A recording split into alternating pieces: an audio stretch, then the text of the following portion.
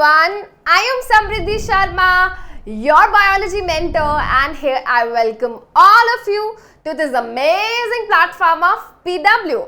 तो आज के सेशन में we are starting with a brand new chapter of biology that is cell structure and function. तो अगर मैं इस चैप्टर की बात करूं, this is a very interesting chapter and interesting के साथ साथ बेटा ये बहुत ही important chapter भी है बिकॉज इसी चैप्टर के बेसिक कॉन्सेप्ट्स आपको काम आएंगे क्लास 9th में एंड 9th में जो भी बेटा पढ़ोगे वो आपको काम आएगा क्लास 10th में एंड अगर इन नियर फ्यूचर बेटा आप इंटरेस्टेड हो to take biology as a main subject in class 11-12 तो बेटा वहां पे तो हम बायोलॉजी को इतना ज्यादा डिटेल में पढ़ते हैं, अलग अलग ऑर्गेनिज्म के स्ट्रक्चर के बारे में, उनके फंक्शंस के बारे में, उनकी बॉडी में कैसे क्या सब कुछ होता है। तो बेटा वहां पे आपको इस चैप्टर के बेसिक कॉन्सेप्ट्स बहुत ज्यादा काम आने वाले हैं। तो यानी कि बेटा इस चैप्टर के कॉन्सेप्ट्स हमें बिल्कुल मक्खन मलाई की तरह स्मूथली आने चाहिए। तो चैप्टर बड़ा इंपॉर्टेंट है एंड इंटरेस्टिंग है, तो हम स्टार्ट क्यों नहीं कर रहे हैं, फटाफट से स्टार्ट करते हैं। तो चैप्टर का नाम है सेल स्ट्रक्चर एंड फंक्शन। अब यार स्ट्रक्चर का मतलब तुम्हें पता है, फंक्शन का मतलब तुम्हें पता है ना, बेसिक इंग्लिश के वर्ड्स है। मेरा क्वेश्चन आप सभी से है what is a cell, what is a cell, कौन बताएगा मुझे? Yes ma'am I know, very good Simi, बताओ।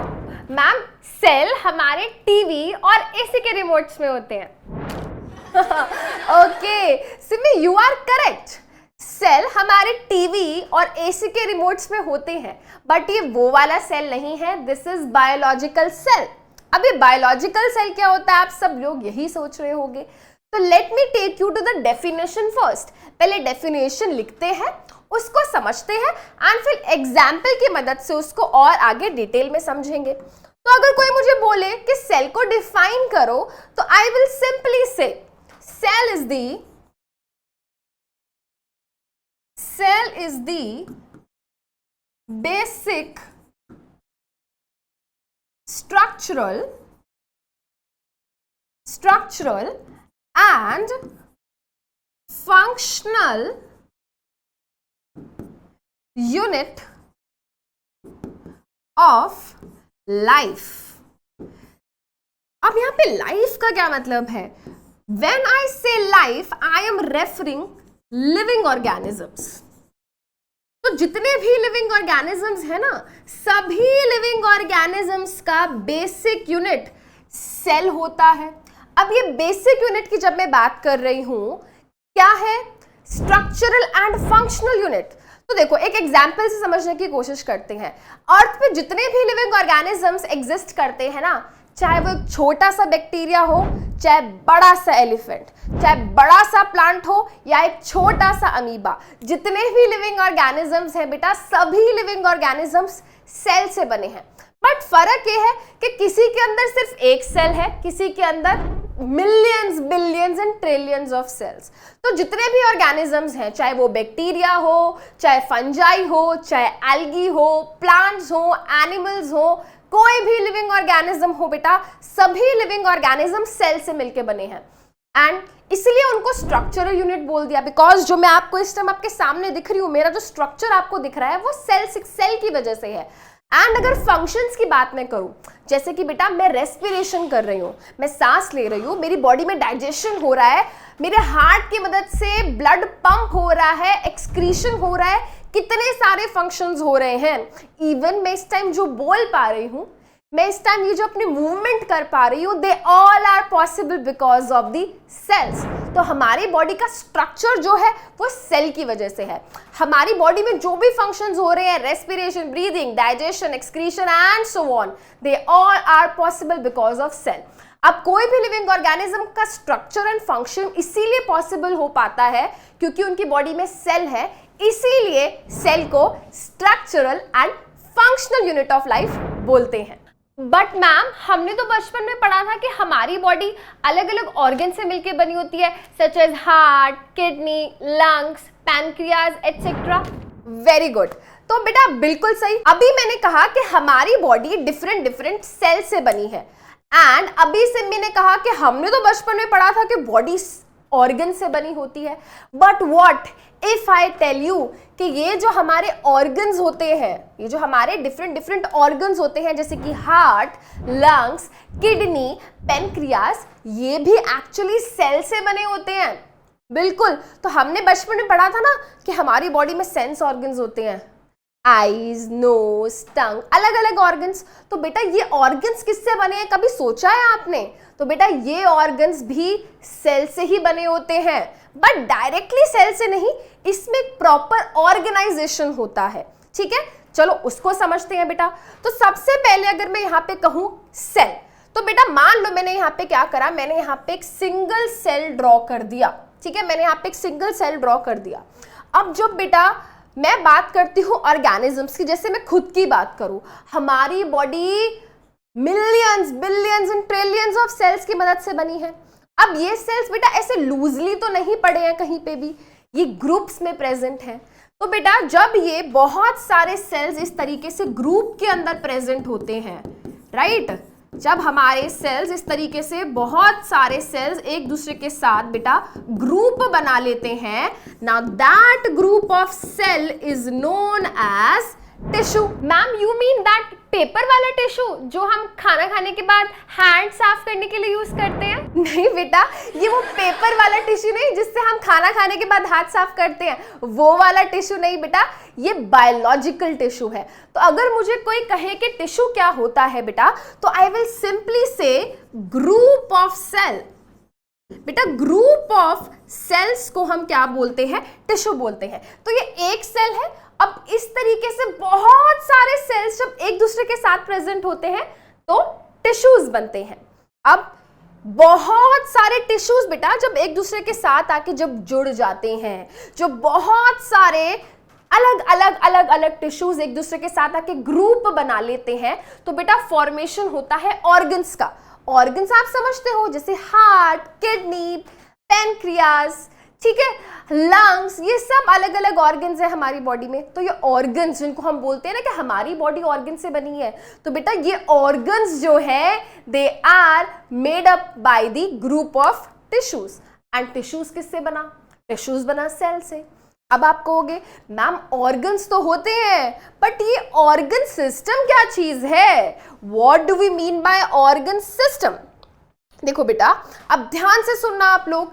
जैसे मैं बोलती हूँ ब्रीदिंग, मैंने सांस लिया, तो बेटा जब मैंने सांस लिया एयर मेरी बॉडी के अंदर गई नोज के थ्रू, नोज से ये हवा कहाँ गई? विंड पाइप में, विंड पाइप से कहाँ गई? लंग्स में, है ना। एंड लंग्स में बेटा ब्रीदिंग की ये जो प्रोसेस हुई वो हुई। अब आप देखो बेटा ये जो मैं ब्रीदिंग कर पा रही हूँ, क्या मैं सिर्फ एक ऑर्गन की मदद से कर पा रही हूँ? नहीं, यहाँ पे मेरी नोज भी इन्वॉल्व है, मेरा विंड पाइप भी इन्वॉल्व है, मेरे लंग्स भी इन्वॉल्व है। तो अलग अलग ऑर्गन्स एक दूसरे के साथ मिलकर काम कर रहे हैं, अलग अलग ऑर्गन्स एक दूसरे के साथ मिलकर काम कर रहे हैं। There is a system of organs which is working together and that group of organs.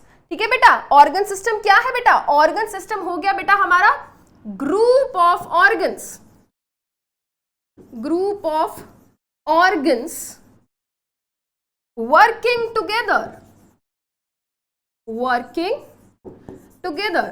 तो बेटा जब हमारे अलग अलग ऑर्गन्स एक साथ मिलके काम करते हैं तो बनता है हमारा ऑर्गन सिस्टम। यहां पे हम कुछ एग्जाम्पल्स देख लेते हैं बेटा ऑर्गन सिस्टम के, जैसे कि हमारा रेस्पिरेटरी सिस्टम।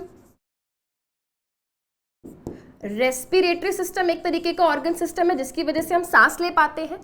अगर मैं बात करूं डाइजेस्टिव सिस्टम की, जो हम टेस्टी टेस्टी खाना खाते हैं, है ना, हमारे फेवरेट मोमोज, नूडल्स, पिज्जा, ये सब खाना जब हमारी बॉडी में जाता है तो ये खाना डाइजेस्ट होता है बेटा। तो देखो खाना तुमने खाया माउथ से, है ना, माउथ में टीथ है, बाद में बेटा ये खाना कहाँ गया?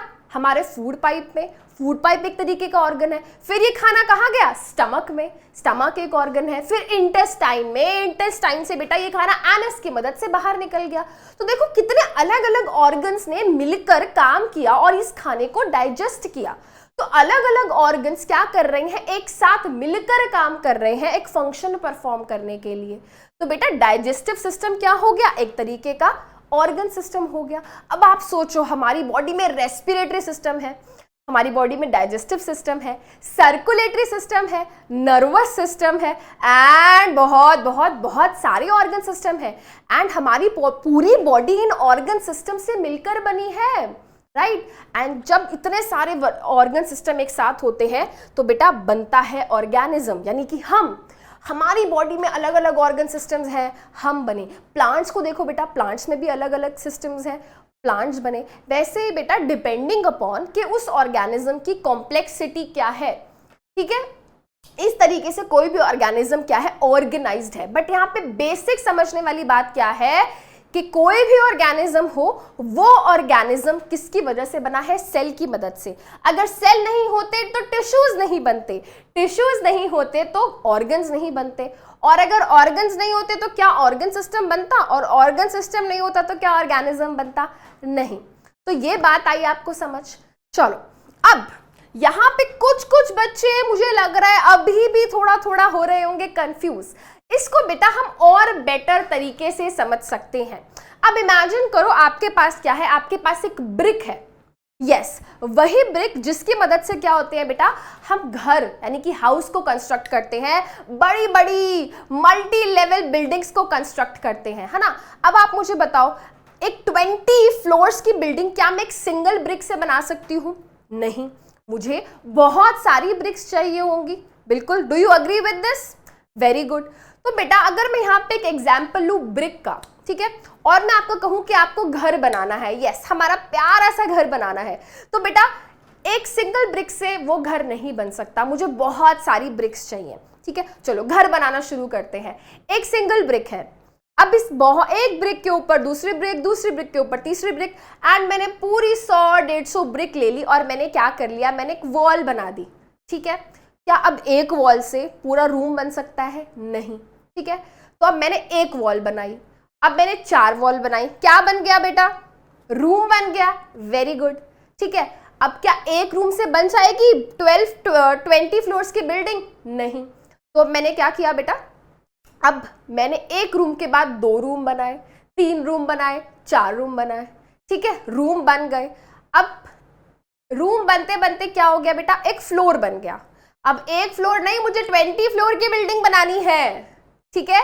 अब 20 फ्लोर की बिल्डिंग के लिए क्या बेटा, मुझे बहुत सारे फ्लोर्स बनाने पड़ेंगे। तो आप इसको खुद से रिलेट करो, ये जो एक ब्रिक है ना, ये हमारी बॉडी का एक सेल है। जब ये बहुत सारी ब्रिक्स एक दूसरे के साथ मिलती है तो क्या बना था, वॉल।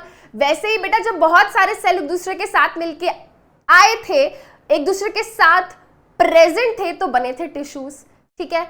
अब वॉल बन गई, वॉल जोड़ जोड़ के क्या बना, रूम। वैसे ही बेटा टिश्यूज को जोड़ जोड़ के क्या बना, ऑर्गन, ऑर्गन बन गया। अब रूम बन गया है, रूम को जोड़ जोड़ के क्या बनेगा बेटा, घर बनेगा, घर बन गया। वैसे ही बेटा टिश्यूज को जोड़ जोड़ के ऑर्गन बन गए।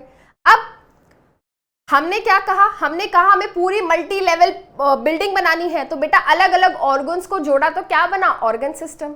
एंड जब ऐसे ही बहुत सारे क्या थे, मल्टी लेवल बिल्डिंग्स थी एक सोसाइटी में, तो क्या हो गया बेटा, पूरी सोसाइटी बन गई, तो बन गया पूरा का पूरा ऑर्गेनिज्म।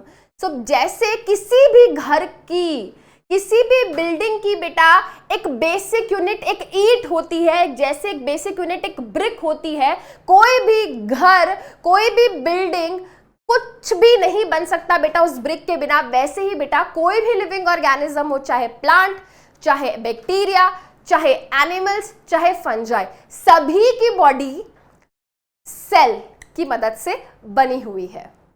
तो ये सब चीज तो बेटा हमने बहुत अच्छे से समझ ली।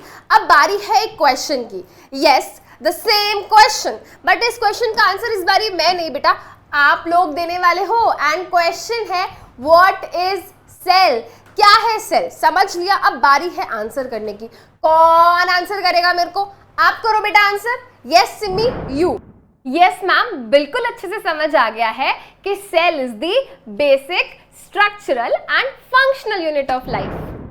Very good, very good. Yes, so cell क्या है, basic structural and functional unit है हर किसी लिविंग ऑर्गेनिज्म की।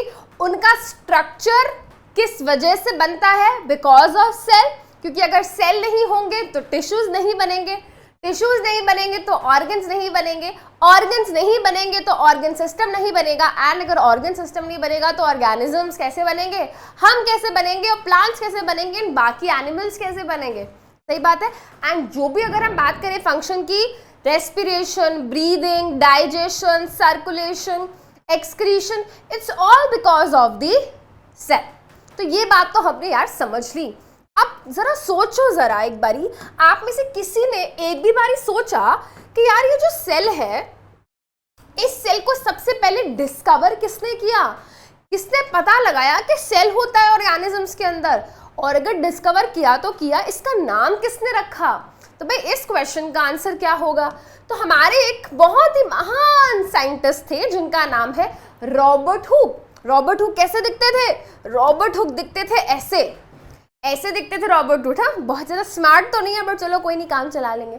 अब रॉबर्ट हुक भाई बहुत ही, वैसे मैंने कहा क्या, महान साइंटिस्ट थे, ठीक है। बहुत सारी चीज़ें इन्होंने करी अपनी लाइफ में। एक बहुत ही मेजर चीज़ इन्होंने जो करी, इन्होंने, आपको दिख रहा है कि यहाँ पे एक तरीके का आपको यहाँ पे एक पिक्चर दिखाई दे रही होगी, एंड ये पिक्चर किस चीज़ की है बेटा, ये पिक्चर है माइक्रोस्कोप की।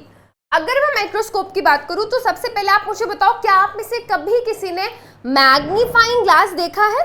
Yes, that same magnifying glass जो कार्टून्स में, मूवीज में या सीरीज में कुछ लोग लेके घूमते हैं, एंड उस मैग्नीफाइंग ग्लास की मदद से वो छोटी चीज़ों को बड़ा करके देख सकते हैं। तो जो भी चीज़ छोटी सी होती है उसको मैग्नीफाई करके हम देख सकते हैं with the help of magnifying glass. अब उस मैग्नीफाइंग ग्लास के डैडी ही होते हैं ये माइक्रोस्कोप, क्योंकि इस माइक्रोस्कोप के अंदर और भी बहुत सारे लेंसेज एक साथ लगाए जाते हैं कॉम्बिनेशन में, जिससे कि छोटी से छोटी चीज को बहुत ही बड़ा करके देखा जा सकता है। तो ये जो रॉबर्ट हुक थे ना, he designed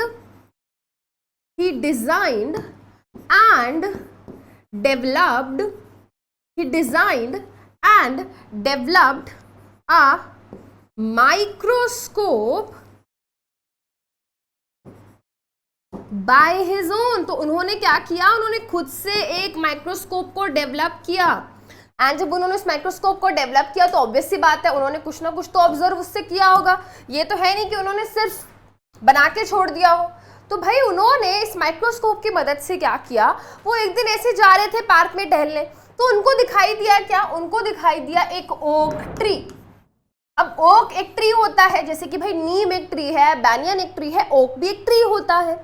अब जब बेटा वो जा रहे थे तो उन्होंने क्या किया, इस ओक ट्री की जो स्टेम होती है, स्टेम जिसको हम ट्रंक भी बोलते हैं बेटा, उसके बाहर वाले पार्ट जिसको हम किस नाम से जानते हैं बेटा, बार्क के नाम से, उन्होंने इस बार्क के पार्ट को बाहर निकाल लिया। मतलब स्टेम ली, स्टेम के बाहर का जो आउटर पार्ट था बार्क, उसको निकाल लिया। अब इस बार्क के बहुत ही थिन स्लाइस को मतलब उसमें से एक बहुत ही पतली सी लेयर क्या कर ली, निकाल ली। उस लेयर को बेटा हम क्या बोलते हैं, उस लेयर को हम बोलते हैं कॉर्क। ठीक है। अब बार्क जो होती है बेटा, बार्क की भी बहुत सारी लेयर्स होती हैं, उसमें से एक लेयर होती है कॉर्क। ठीक है। अगर बेटा मैं इस कॉर्क की बात करूं, बेसिकली ये डेड पार्ट होता है, this is the dead part, ये हमारे प्लांट का डेड पार्ट होता है। तो उन्होंने इस पार्ट को लिया, और इस डेड पार्ट को लेने के बाद उन्होंने क्या किया बेटा, उसको ऑब्जर्व किया under the microscope.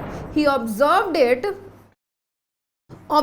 It under microscope. अब जब उन्होंने बेटा इस कॉर्क के स्लाइस को, ठीक है, बार्क के इस पार्ट को जब उन्होंने माइक्रोस्कोप के अंदर ऑब्जर्व किया, तो उनको क्या दिखाई दिया, उनको दिखाई दी कुछ इस तरीके की पिक्चर। ठीक है, पिक्चर मतलब एज इन, मतलब उनको कुछ इस तरीके की चीज दिखाई दी अपने माइक्रोस्कोप के अंदर। अब जब बेटा उन्होंने इसको ऑब्जर्व किया तो उनको दिखाया यार हर चीज तो यहाँ पे क्या है, बॉक्स जैसी लग रही है, कंपार्टमेंट्स जैसे दिख रहा है। ठीक है। एंड इन कंपार्टमेंट्स को उन्होंने नाम दिया सेल। तो बेटा आपको यहाँ पे ये छोटे छोटे कंपार्टमेंट्स दिख रहे हैं, इन कंपार्टमेंट को बेटा उन्होंने नाम दिया सेल। एंड उनको ये जो स्ट्रक्चर थे, जो सेल थे, इनको कैसे दिखाई दिए थे, बॉक्स लाइक। ठीक है, बॉक्स लाइक और compartment like structures, compartment like structures उनको दिखाई दिए। इन बॉक्स और कंपार्टमेंट जैसे दिखने वाले स्ट्रक्चर्स को उन्होंने नाम दिया सेल। ठीक है, तो आपको एक चीज यहाँ पे याद रखनी है, रॉबर्ट हुक ने जिन सेल को डिस्कवर किया था, जिसको सबसे पहले उन्होंने ऑब्जर्व किया था, वो डेड थे। These were dead cells. ठीक है, उन्होंने कैसे सेल्स को ऑब्जर्व किया था? सबसे पहले डेड सेल्स। इसके बाद एक और साइंटिस्ट हुए, इसके बाद बेटा एक और साइंटिस्ट हुए बाय द नेम, भाई बहुत खतरनाक नेम है, हैंडल कर लेना। ठीक है, हैंडल कर लेना। जिन्होंने क्या किया बेटा? सबसे पहले लिविंग सेल को डिस्कवर किया।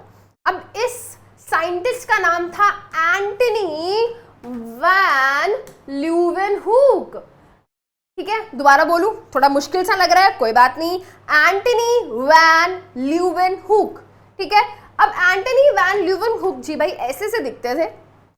ठीक है, एंड 1674, ठीक है, 1665 के बाद 9 साल बाद 1674 में एंटनी वैन ल्यूवेनहूक ने क्या किया बेटा? सबसे पहला लिविंग सेल डिस्कवर किया। तो बेसिकली ये भी बड़े क्या थे भाई, ये भी साइंटिस्ट थे, ये भी कुछ ना कुछ ऑब्जर्व करते रहते थे। तो एक दिन ये गए भाई बाहर टहलने, वहां से इन्होंने एक पॉन्ड देखा, उस पॉन्ड में से इन्होंने क्या किया? इस पॉन्ड में से इन्होंने एक सैंपल इकट्ठा कर लिया, मतलब वहां का पानी वो भर के ले आए। अब उस पानी की उन्होंने एक ड्रॉप ली और माइक्रोस्कोप के नीचे रख दी। माइक्रोस्कोप के नीचे जब बेटा उन्होंने वो ड्रॉप को रखा, उसको ऑब्जर्व किया, तो उसको मतलब इनको उस पानी के अंदर कुछ चलता हुआ दिखाई दिया, कुछ मूवमेंट करता हुआ दिखाई दिया। तो इनको लगा कि यार ये जो भी चीज मूव कर रही है जरूर ये लिविंग होगी। देखो मैं मूव कर रही हूँ, आई एम लिविंग, है ना। तो इनको लगा कि यार ये जो चीज मूव कर रही है ना, ये जरूर कुछ लिविंग ऑर्गेनिज्म टाइप है, और वो यूनिसेल्युलर टाइप कुछ है। ठीक है, तो बेसिकली उन्होंने क्या किया? उन्होंने जो ऑब्जर्व किया, ही वॉज वेरी श्योर कि ये जो भी दिख रहा है ये लिविंग है। ठीक है, एंड आपको बताऊं उन्होंने क्या ऑब्जर्व किया था? उनको पानी के अंदर जो वो दिखा था ना, वो एक तरीके की ग्रीन एल्गी थी, जिसको हम जानते हैं by the name spirogyra. Spirogyra की अगर बात करें, ये एक तरीके की ग्रीन एल्गी होती है। यस, आपने क्लास 7th में भी इसके बारे में पढ़ा होगा। स्पाइरोगायरा एक तरीके की ग्रीन एल्गी होती है। एंड सबसे पहले इन्होंने जब उस पानी को ऑब्जर्व किया तो उनको वो ऑर्गेनिज्म कौन सा था बेटा? वो ऑर्गेनिज्म स्पाइरोगायरा था, और इन्होंने उसको ऑब्जर्व किया था। राइट, तो अगर क्वेश्चन ये पूछा जाए आपको कि who was the first person to discover the first living cell, तो उनका नाम है बेटा एंटनी वैन ल्यूवेनहूक, एंड इन्होंने 1674 में इसको डिस्कवर किया था। ये हो गई बात क्लियर। ठीक है, तो आज के सेशन में बेटा हमने क्या क्या पढ़ा? What will be the summary of today's session? तो अगर हम बात करें बेटा, तो कोई भी लिविंग ऑर्गेनिज्म हो, सभी लिविंग ऑर्गेनिज्म सबसे पहली बात किससे बने हैं? सेल से। सेल मिलके टिश्यूज बनाते हैं, टिश्यूज मिलके ऑर्गन्स बनाते हैं, ऑर्गन्स मिलके organ system, and organ system मिलके ऑर्गेनिज्म बनाते हैं। बट अगर मैं कहूँ जो ये मैं बात बोल रही हूँ सभी ऑर्गेनिजम्स पे अप्लाई नहीं होती। क्यों? क्योंकि कुछ ऐसे गरीब से ऑर्गेनिजम्स होते हैं जिनके पास सिर्फ एक ही सेल होता है। उन ऑर्गेनिजम्स को हम बोलते हैं यूनिसेल्युलर ऑर्गेनिज्म, जैसे कि बैक्टीरिया, जैसे कि अमीबा, जैसे कि पैरामीशियम। इन ऑर्गेनिजम्स के अंदर सिर्फ और सिर्फ एक ही सेल मिलता है। बट अगर मैं बात करूँ ह्यूमन बींग्स की, एनिमल्स की, जैसे कि बर्ड्स हो गए, रेप्टाइल्स हो गए, फिशेस हो गई, या फिर ह्यूमन बींग्स हो गए, प्लांट्स हो गए बेटा, इन सभी ऑर्गेनिजम्स के अंदर millions, billions, trillions of cells present होते हैं।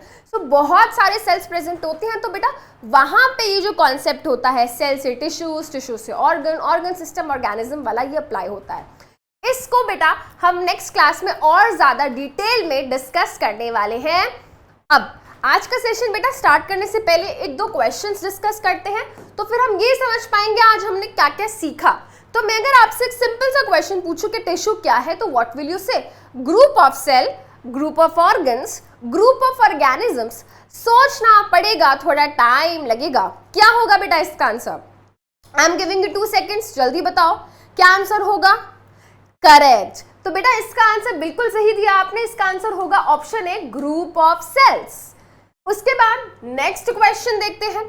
नेक्स्ट क्वेश्चन है Who discovered and coined the term cell? तो सेल को बेटा किसने डिस्कवर किया था एंड उसका नामकरण किसने किया था?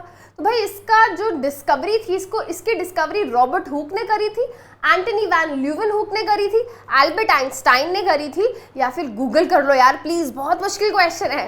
इतना भी मुश्किल नहीं है क्योंकि हमने पढ़ लिया है। तो बेटा इसका आंसर होगा option A, Robert Hooke was the first person to discover the cell. तो ये था हमारा आज का session. Now we will meet in the next class. Till then take care of yourself. Till then we will meet again. Bye bye.